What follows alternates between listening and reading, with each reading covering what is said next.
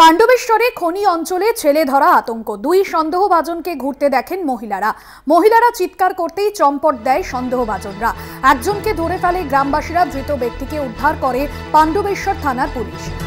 তাপস গোপ phone লাইনে রয়েছেন। তাপস, ঠিক কি ঘটনা ঘটেছিল? দুই সন্দেহভাজনের কোনো পরিচয় পাওয়া গিয়েছে, কি জানা যাচ্ছে?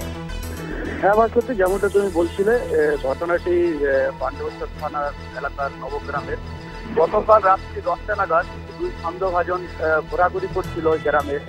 তো সেই সন্দেহভাজনকে দেখে সন্দেহ হয় এক মহিলার। সেই মহিলা চিৎকার করতেই ওই সন্দেহভাজন দুজন চম্পট দেয় সেখান থেকে। আর ওই সন্দেহভাজনদের খোঁজে তল্লাশি শুরু করে ওই গ্রামের মানুষরা। কিছুক্ষণ পর একজন সন্দেহভাজন ওখান থেকে পালিয়ে যেতে সক্ষম হয় এবং আরেকজনকে ধরে ফেলার পরই তাকে মারধর করা হয়নি, যেটা আমার কাছে খবর আসছে পুলিশ প্রশাসন কাছ থেকে। পুলিশ প্রশাসন তৎপর হয়ে সঙ্গে সঙ্গে ঘটনাস্থলে পৌঁছায় এবং ওই একজন সন্দেহভাজনকে আটক করে পাণ্ডবেশ্বর থানায় নিয়ে যায়। ভাস্কর, একদমই ধন্যবাদ। তাপস গোপ প্রতিনিধি ছিলেন ফোন লাইনে।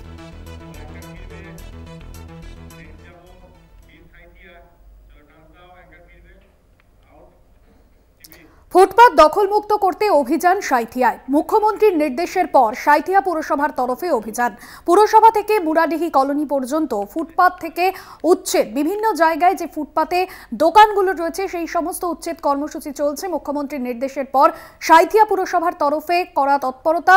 ফুটপাত দখলমুক্ত অভিযান সকাল থেকেই সেই অভিযান শুরু হয়েছে সাঁইথিয়ায়। মুখ্যমন্ত্রীর নির্দেশের পরে সাঁইথিয়া পুরসভার তরফে অভিযান শুরু হয়েছে। চন্দন কর্মকার রয়েছেন ফোন লাইনে। চন্দন, সকাল থেকে এই উচ্ছেদ অভিযানের ছবি ঠিক কি ধরা পড়ছে? দেখো ভাস্কর, যেটা হচ্ছে আজ সকালবেলা থেকে সাঁইথিয়া পৌরসভার তরফ থেকে যা সাঁইথিয়া 4তলা মোড় থেকে মোরাডি কলোনি অবধি যে রাস্তার উপরে ফুটপাতে যে দোকানগুলি আছে তা উচ্ছেদ শুরু করলো।